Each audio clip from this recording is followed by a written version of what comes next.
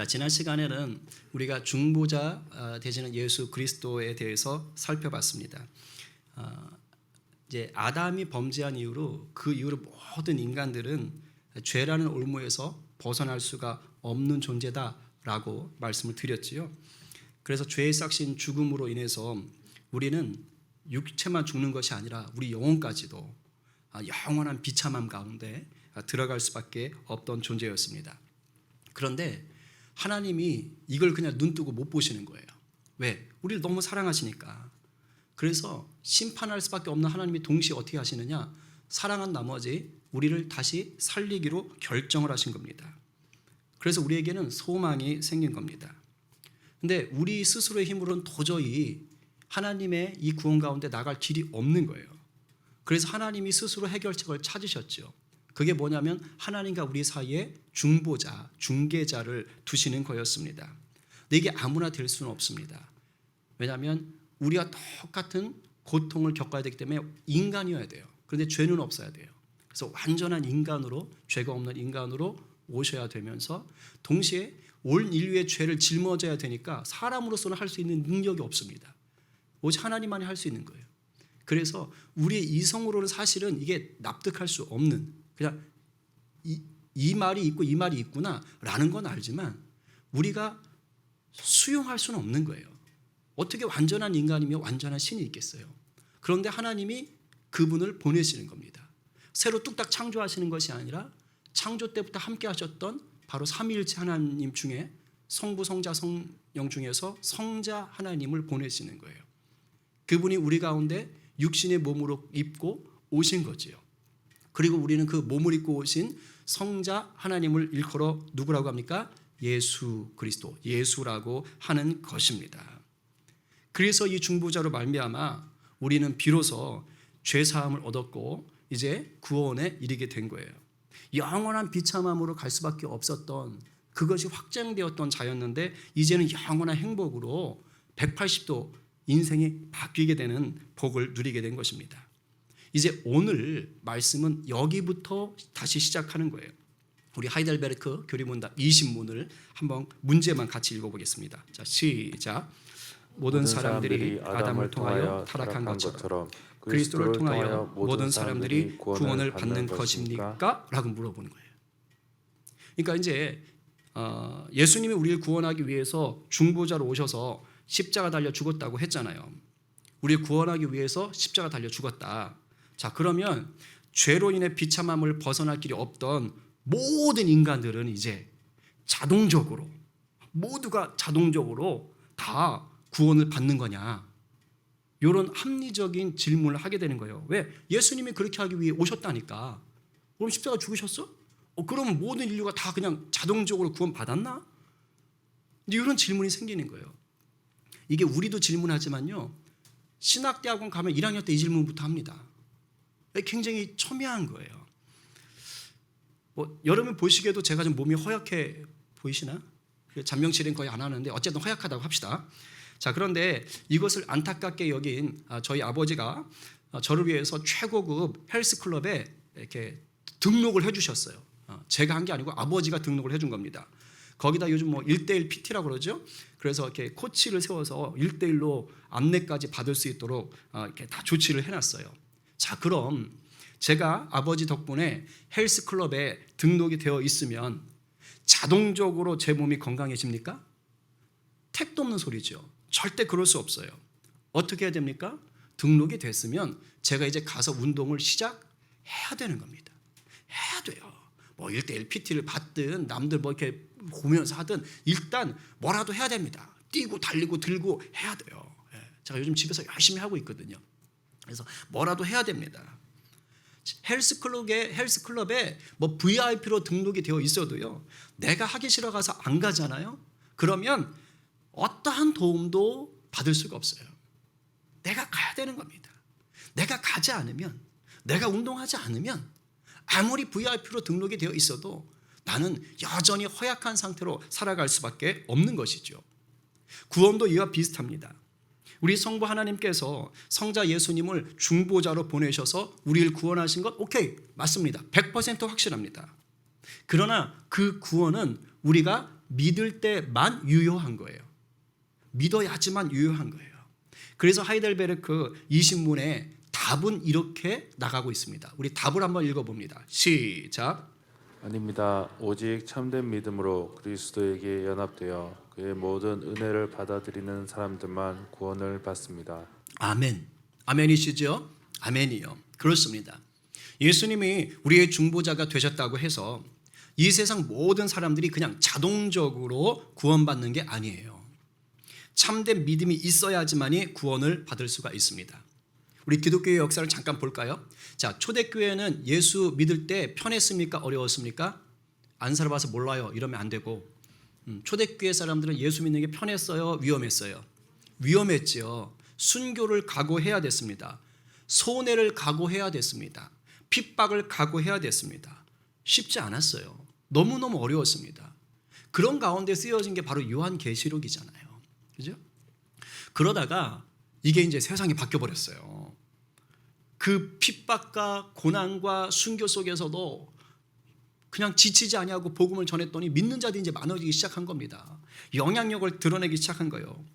그러다가 313년에 로마의 콘스탄티니 황제가 밀라노 칙령을 발표하면서 야, 이제 기독교 박해하지 말자 이렇게 해버리는 거예요.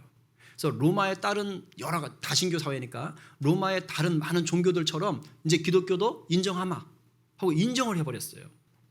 무슨 말이냐면 이제는 기독교인들을 박해하지 않고 원하면 마음 놓고 믿을 수 있도록 허락을 해준 겁니다. 이걸 공인이라고 하는 거예요.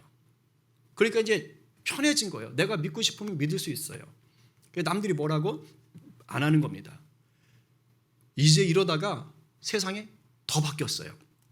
그리고 나서 한 80년 뒤에 392년에 어떤 일이 벌어지냐면 로마의 황제 중에 테오도시우스라는 황제가 있었습니다. 이 황제가요, 이제는 법 바꿔. 이제 여러 종교들 중에 기독교가 아니고 우리 로마 제국은 오직 하나, 기독교만 믿겠다. 이렇게 한 거예요. 그러니까 그전에는 공인이었다면 이젠 국교로 아예 정해버린 겁니다. 그리고 다신교 사회를 없애버리는 거예요. 이제 잡다한 신 안 믿어. 오직 예수 그리스도로만 나가자 우리는. 그리고 아예 법으로 정한 겁니다. 그리고 나서 이제 다른 신앙들을 믿기 시작하면 이제 그 사람들을 박해하기 시작한 거예요. 국교가 된 거예요. 로마 제국은 오직 그리스도만 믿게 되어 있습니다. 자, 우리가 생각할 때 너무 좋을 것 같지요. 모든 제국이 다 이제 예수 믿는 사람이 되는 것 같잖아요. 어떤 일이 벌어졌을까요? 사람들이 그냥 자동적으로 태어나면 다 그리스도인이에요. 선택의 여지가 없어요. 모두가 그리스도인입니다. 그러니까 어떻게 됐느냐? 정작 예수를 자기가 인격적으로 안 믿는데도 기독교인인 거예요. 예수는 안 믿어. 그러나 기독교인이에요. 구원과 아무 상관이 없는데 그저 기독교라는 종교를 가진 사람들이 이제 떼거지로 생겨난 거예요. 왜요? 국교가 기독교여서. 그러니까 우리가 이 국교가 기독교 되는 게 마냥 좋은 게 아닙니다. 진짜 믿는 게 중요한 거예요. 이 392년부터 시작해서 이제 중세로 들어가면서 중세 유럽은요, 그야말로 기독교의 나라가 되는 거예요. 기독교의 제국이 되는 거예요. 기독교의 땅이 되는 겁니다. 그러나 믿음과 상관없고 구원과 상관없는 자들이 너무너무 많아지는 거예요. 이걸 잘 보여주는 게 있습니다. 우리 명화 그림 한 장을 좀 보고 이야기합시다.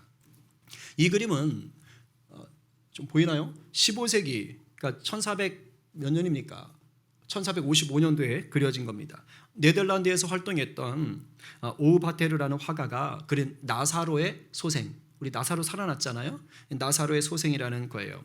여러분들 그림 보면 요 가운데에 여기 교회인데 교회 바닥 그 밑에가 이제 이렇게 바닥이 꺼져 있는 거예요. 여기서 지금 이제 한 사람이 이렇게 앉아 있고 옷을 벗고 있습니다. 이 사람이 나사로입니다. 이때 당시는 우리가 유럽을 보시면 알겠지만 옛날 그 중세 기독교 시대 때는 무덤을 어디에다 썼습니까? 교회에다 썼죠. 그래서 교회 바닥에 지금 무덤인 거예요, 저게. 그래서 이 그림을 나사로 원래 이제 돌무덤에서 이렇게 앞에서 나오는 거지만 당시 문화를 반영해서 나사로가 교회 무덤 바닥에서 일어나는 걸로 그림을 그려놓은 거예요. 이 화가가. 이 그림을 좀 확대해 봅시다. 제가 이제 친절하게 등장 인물들을 좀 그려놨습니다. 보이세요? 보이시죠? 이런 걸 이렇게 온라인으로 보는 사람들이 잘 보이긴 하겠네. 그죠? 예. 자, 여기 보면 이제 나사로가 가운데 있고요. 나사로에서 자, 10시 방향으로 있는 게 예수님이세요. 나사로 좀 살린 겁니다. 그러니까 축복하는 듯한 이제 이렇게 손 모양이시고, 그리고 11시 방향에 베드로가 있어요. 오른쪽에 있는 사람들에게 뭔가 설명해 주는 듯한 그러한 지금 이제 손 모양입니다. 그리고 나사로에게서 9시 방향으로 마리아가 있습니다. 동생이죠. 그리고 마리아 뒤쪽에 마르다가 있어요. 이제 마리아의 언니인 거죠. 그리고 뒤에 3명은 잘 몰라요. 아마 제자들이겠지요. 예. 근데 이 사람들이 지금 나타나는 거예요. 그런데 이 사람들은 지금 예수 그리스도 일하심을 다 지금 믿고 막 흥분한, 주여 감사합니다, 이제 이러고 있는 겁니다. 근데 이것과 다르게 이 그림 속에는 두 부류의 또 다른 사람들이 등장하는 거예요. 먼저 오른쪽과 저 위쪽인데 오른쪽을 한번 보십시오.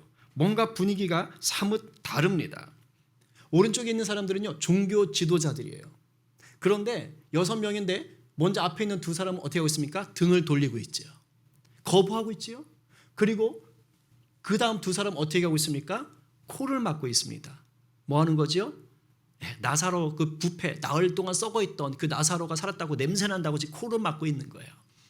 그리고 나머지 두 사람 표정을 보십시오. 뭔가 굉장히 못마땅한 얼굴을 하고 있는 것입니다. 종교 지도자들입니다. 그런데도 불구하고 뭐 하고 있는 것입니까? 믿지 않는 거예요. 제일 잘 믿어야 될 사람들에도 불구하고 그리스도를 믿지 않는 것입니다. 주님의 놀라운 역사를 거부하고 있는 거예요. 또 하나의 부류가 있습니다. 바로 저 베드로 위쪽으로 12시 방향에 있는 사람들입니다. 문 바깥에 있어요. 그리고 창살로 그냥 안을 구경하고 있습니다.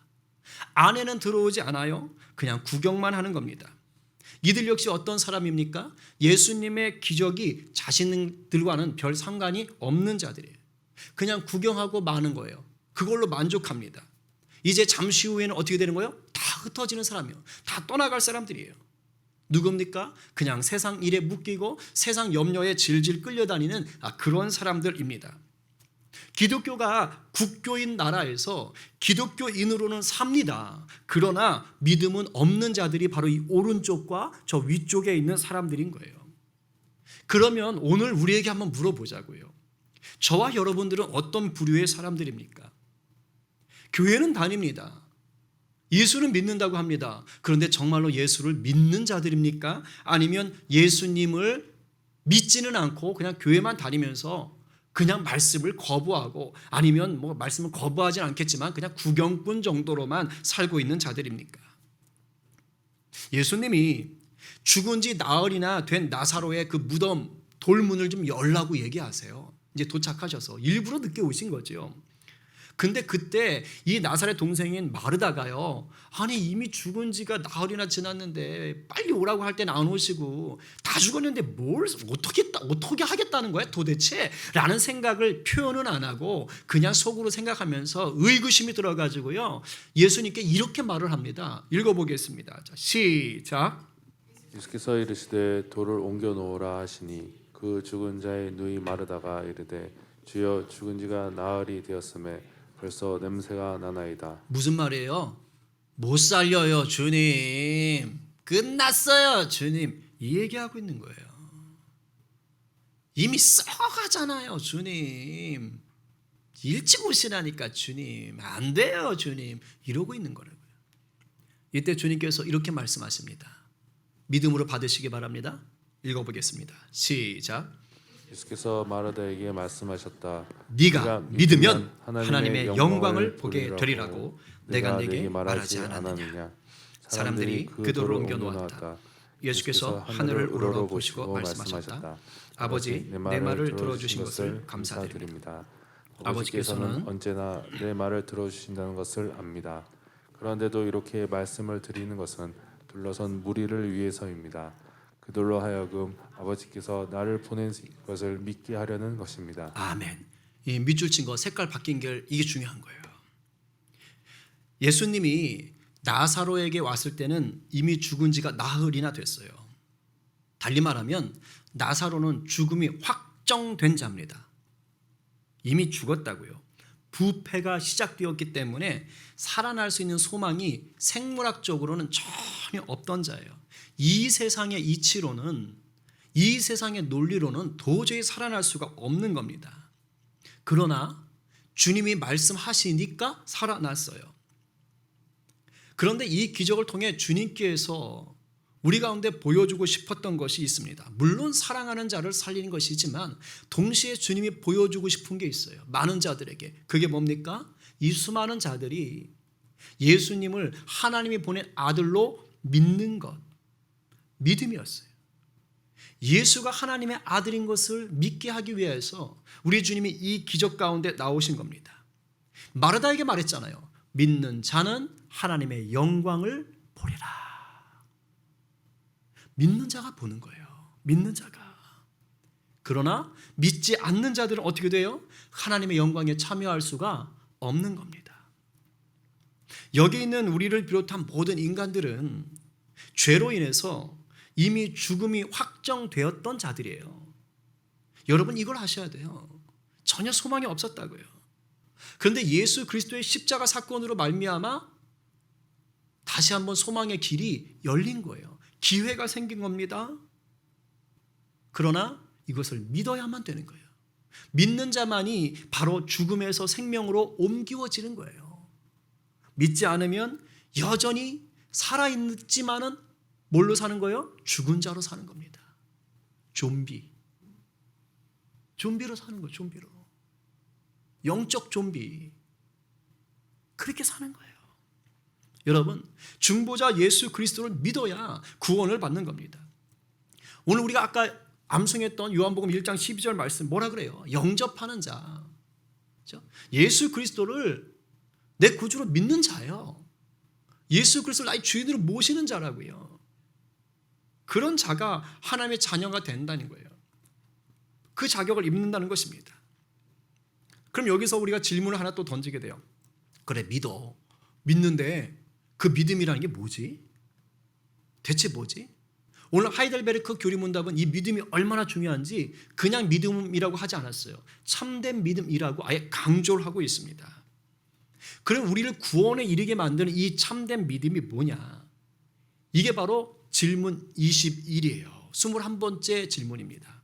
제가 한번 문제를 읽어볼 테니 여러분들이 답을 한번 해보십시오. 자, 참된 믿음이란 무엇입니까? 참된 시작. 믿음이란 하나님께서 성령을 통해 말씀하신 모든 것이 확실한 진리라고 여기는 확실한 지식과 성령께서 내 마음속에 복음을 믿게 하셔서 누리는 확고한 신뢰입니다. 곧 그리스도의 십자가 공로라는 순전한 은혜로 말미암아 다른 사람들뿐 아니라 나도 죄를 용서받았고 하나님 앞에서 영원히 의롭게 되었으며 구원받게 되었다는 것을 믿는 것입니다. 네, 뭐 말이 좀 복잡한 것 같은데 간단하게 표로 말하면 이겁니다. 이렇게 생긴 거예요. 참된 믿음은 확실한 지식과 확고한 신뢰가 있어야 되는 건데 이 모든 것들에 뭐가 역사한다고요? 성령께서 역사하시는 거예요. 그러니까 이렇게 지금 이 교리가 설명하는 이유가 있습니다. 왜냐하면 참된 믿음을 감정이나 또는 나의 결단으로 생긴다고 착각하지 말라는 거예요. 막 감정이 흥분돼가지고 오케이 그래 나 믿어 이거 아니라는 거예요. 그리고 내가 믿기로 했어 믿을 거야 이러면 무조건 참된 믿음이 생기는 것도 아니라는 것입니다. 이걸 구분하는 거예요. 물론 뜨거워질 수 있죠. 내가 결단하는 거 필요하지요. 그러나 그 자체가 참된 믿음으로 나가는 것은 아닌 거예요. 여러분, 참된 믿음은 뭐냐? 무엇보다 확실한 지식 위에서 세워지는 거예요. 달리 말하면 성경을 떠나서는 참된 믿음으로 들어갈 수가 없습니다. 성경이 우리를 구원하시는 이 하나님의 진리의 말씀이다 라는 것을 내가 아는 데서 참된 믿음이 시작되는 거예요. 그러니까 성경에 있는 모든 이야기를 다 알아야 된다 그 뜻이 아니라 성경에 기록된 모든 것들이 하나님의 진리의 말씀이다 이걸 아는 거예요. 분명하게 확실하게. 그래야 성경을 찾잖아요. 이걸 아는 확실한 지식이 있어야 된다는 것입니다. 그런데 이 지식만 있어서 되는 것은 아닙니다. 성경이 우리를 구원하는 복음이며 하나님의 말씀인 것을 확실히 알려면요 성령님이 도와주셔야 돼요. 그러니까 확실한 지식이 어디에서 오냐면 성령의 도우심 가운데 오는 거예요. 그러니까 내가 믿어야지 한다고 해서 믿어지는 게 아니라니까요.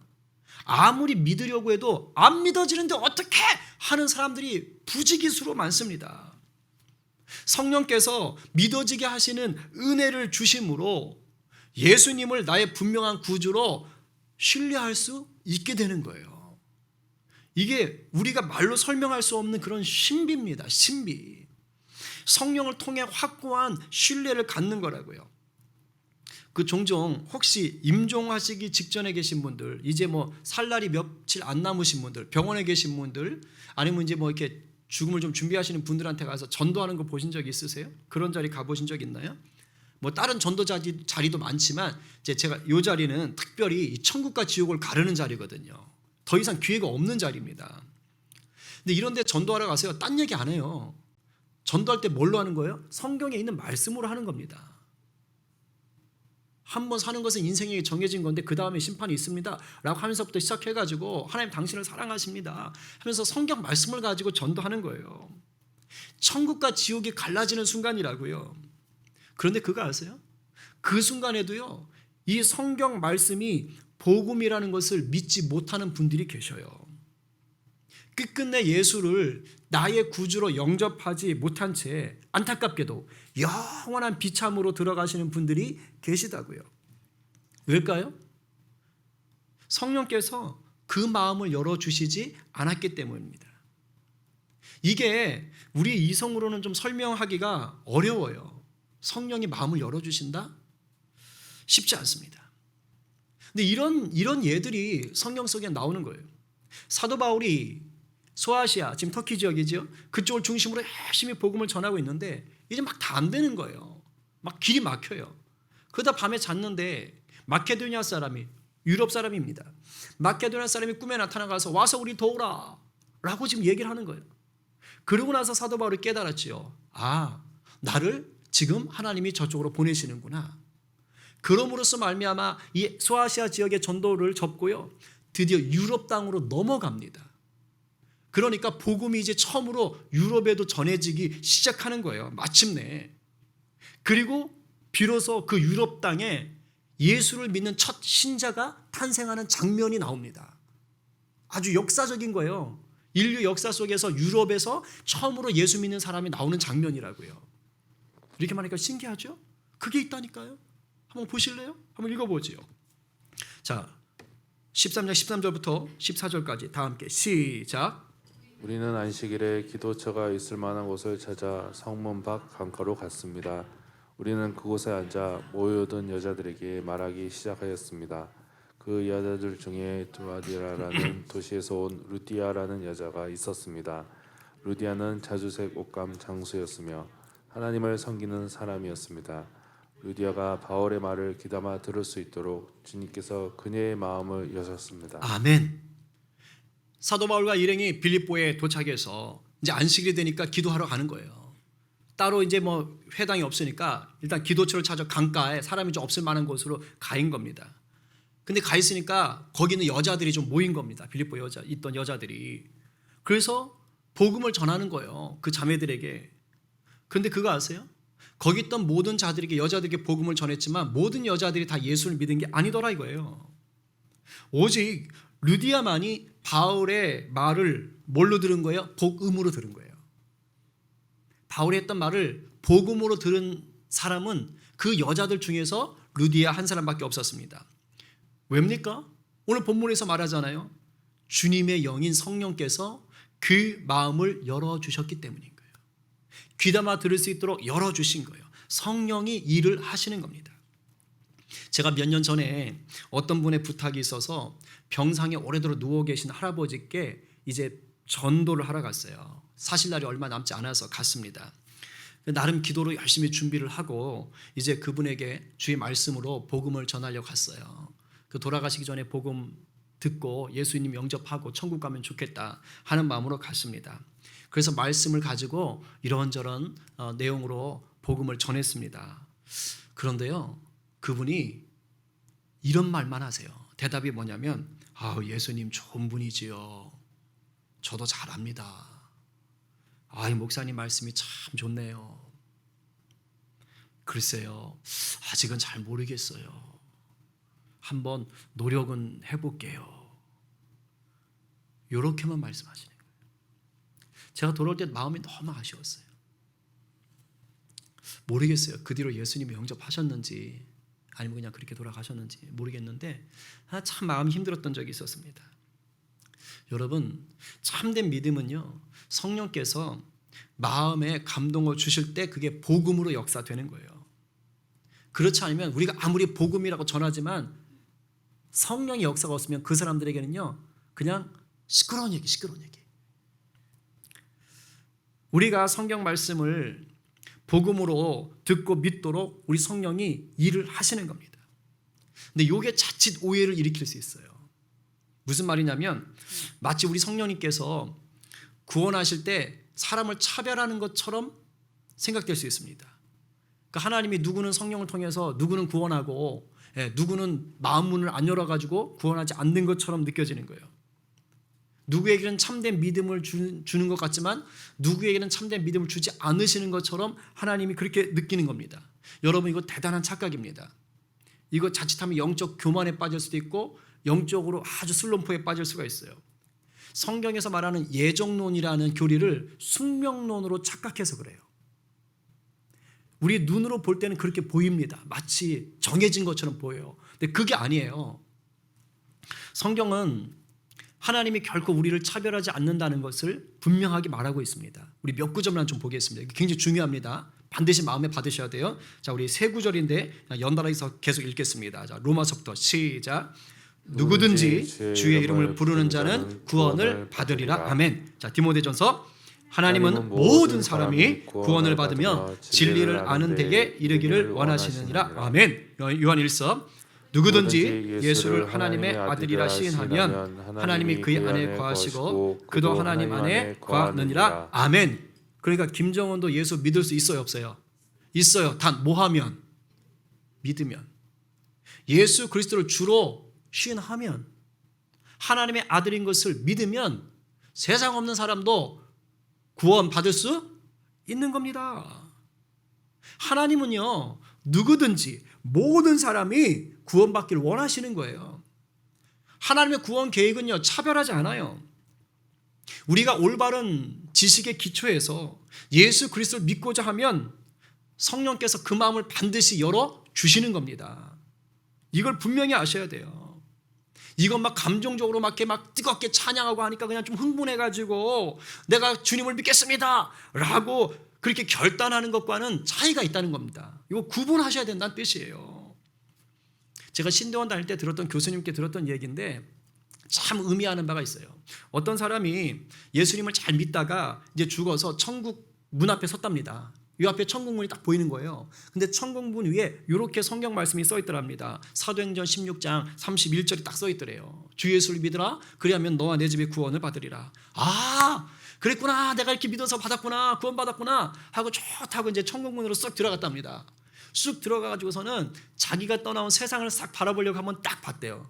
그러니까 이제는 뭡니까? 아까는 자기 앞에 천국문이 있었다면 이제 들어가니까 돌아서서 이제 천국에 들어와서 천국문을 바라보는 거죠.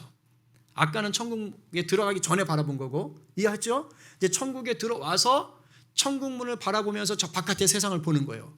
그런데 이 안쪽에도 성경 구절이 써 있는 거예요. 아까 바깥에서 천국 안으로 들어올 때 써 있던 건 사도행전 16장 11절 말씀이었잖아요. 근데 내가 천국 안으로 들어와서 세상 쪽을 바라보니까 이 천국문 안쪽에도 이런 구절이 있더래요. 에베소서 1장 4절부터 6절이에요. 읽어봅시다. 시작. 곧 창세전에 그리스도 안에서 우리를 택하사 우리로 사랑 안에서 그 앞에 거룩하고 흠이 없게 하시려고 그 기쁘신 뜻대로 우리를 예정하사 예수 그리스도로 말미암아 자기의 아들들이 되게 하셨으니 이는 그가 사랑하시는 자 안에서 우리에게 거저 주시는 바 그의 은혜의 영광을 찬송하게 하려는 것이라. 할렐루야. 아멘. 무슨 말이에요? 천국에 와서 보니까 비로소 내가 구원받은 게 이미 창세전에 예정되어 있더라 이 말이에요. 근데 이걸 우리가 이제 성경을 다 알다 보니까 그냥 이 땅에 있으면서 내가 예정 받은 거야 안 받은 거야 이렇게 숙명론으로 안다는 거예요. 그게 아니라는 거예요. 이 에베소서 말씀은 내가 구원받고 천국 가서 보니까 아하 그랬던 거구나. 그제서야 깨달아 알게 되는 거예요. 쉽게 말하면 사도 바울이 그 시점에서 지금 이걸 고백하고 있는 겁니다. 이 말은 어떤 의미인지 아십니까? 여러분, 우리의 구원이요, 하나님의 즉흥적인 기분에 의해서 이루어진 게 아니란 뜻이에요. 하나님이 갑자기 애들을 사랑하고 싶은데 저 죄인들을 한번 구해볼까? 이게 아니라고요. 하나님이 우리를 사랑하셔서 우리를 구원하시기로 한 건 언제부터? 바로 창세 전에 저와 여러분을 구원하려고요, 이미 계획하시고 시작하신 일인 거예요. 놀라운 일이죠. 그러니까 내가 살면서 어떤 순간에 어떤 시기에 예수를 믿었지만, 나는 그때 믿은 것 같지만 사실 하나님의 사랑은 이미 창세전부터 그 마음 가운데 있었던 것입니다. 이게 놀라운 거예요. 누가복음 11장 13절에서 예수님이 이렇게 말씀하세요. 읽어봅니다. 시작. 너희가 갈지라도 좋은 것을 자식에게 줄 줄 알거든. 하물며 너희 하늘 아버지께서 구하는 자에게 성령을 주시지 않겠느냐 하시니라. 아멘이세요? 아멘입니다. 무슨 말이에요? 우리가 말씀을 따라서 예수를 구주로 믿기로 결단하고 간구하면, 내가 예수를 내 구주로 믿기를 간구하면, 은혜를 구하면 우리 하나님 아버지께서 뭘 주신다고요? 성령을. 그러니까 성령님이 우리의 마음을 열어주셔야 됩니다라는 것은 어떤 의미예요? 우리가 구해야 된다는 뜻인 거예요. 구하면 성령님이 반드시 열어주신다는 겁니다. 내가 안 믿으려고 하고, 내가 의심하고, 때로는 내가 기분 따라 믿으려고 하니까 내 안에 성령이 아직 역사하지 않는 것 뿐이지, 성령이 나를 넌 팽이다 이놈아, 넌 끝장이다, 너는 이게 절대 아니라 이 말입니다. 아시겠어요? 하나님은 모든 자를 구원하시려고 이미 계획하셨고 창세전에 작정하셨고, 그래서 예수님 보내신 거예요. 내가 그것을 알고 믿고 구하면 성령이 역사하셔서 나에게 참된 지식과 주님이 구주로 믿어지는 그 신뢰가 내 가운데 들어오는 것입니다. 아까 봤던 그 도표요. 요거 잘 기억하셔야 돼요. 이걸 잘 기억하셔야 된다고요. 그리고 이 믿음을 가진 자는 이제 성경에 약속된 모든 것을 믿으며 내가 하나님의 영광을 위해서 살리라 라고 믿음으로 선택하는 거예요. 이 믿어야 될 것들을 아주 간단하게 요약한 게 뭔지 아세요? 그게 바로 사도신경입니다. 오늘 22문 한번 문제와 답을 읽어봅시다. 제가 문제 읽을게요. 그러면 그리스도인들은 무엇을 믿어야 합니까? 하나님께서 복음으로 우리에게 약속하신 모든 것입니다. 그 복음은 사도신경에 요약되어 있는데 전 세계적으로 고백되어지는 믿을 만한 기독교 신조입니다. 네, 그러니까 사도신경 자체가 성경에 있는 건 절대 아닙니다. 그러나 성경 전체의 엑기스, 복음의 엑기스를 요약하여 우리 모든 전 세계인들의 고백으로 지금 많이 고백되어지는 신조죠. 믿음의 고백. 그것이 사도신경인 거예요. 그래서 이제 다음 주부터는 이 사도신경을 예전에 제가 한번 설교한 적도 있는데 다시 한번 더 살펴보는 시간을 가지려고 합니다. 여러분 기대하시기 바라고요. 이제 마무리하려고 해요. 중보자 예수 그리스도가 나의 구원자가 되시기 위해서는 반드시 뭐라고요? 참된 믿음이 있어야 된다고 말씀드렸습니다. 이것은 성경이 복음으로 주신 하나님의 말씀이라는 것을 확실하게 알아야 되는 지식이 있어야 되는 거예요. 그리고 예수님을 내 구주로 확고하게 신뢰해야 되는 겁니다. 근데 이 작업은 나의 지식, 나의 경험, 나의 감정으로만 되는 것이 아니라 반드시 누구의 도움이 있어야 된다고요? 성령님의 도우심이 있어야 된다는 거예요. 그러니까 우리가 뭘 구해야 돼요? 성령의 충만함을 구하셔야 돼요. 우리가 바른 믿음 가지려면 반드시 성령 안에 거해야 되는 겁니다. 그래야 되는 거예요. 그럴 때 구원받은 믿음이 나아가서 세상을 이기는 믿음이 되는 거예요. 아멘이시죠? 아멘이요. 구원받는 믿음으로만 사시면 안 되고요. 그 믿음 위에서 우리가 성령을 따라 계속 내 삶의 자리에서도 이기는 자로 나가야 되는 거예요. 계속해서 성령의 충만함을 구하시는 겁니다. 내가 구원받을 때만 성령님이 개입하고 마는 게 절대 아닌 것입니다. 오늘 누가 성령의 도우심을 간절히 구하며 진리의 말씀으로 옷 입으시겠습니까? 오늘 누가 죽음에서 생명으로 우리를 인도하신 그 주님과 동행하시면서 친밀하게 동행하시면서 여러분의 삶의 자리에서 승리를 자유를 선포하시겠습니까? 이 말씀에 아멘, 아멘이라고 고백하는 저와 여러분 모두가 되시기를 간절히 축원합니다.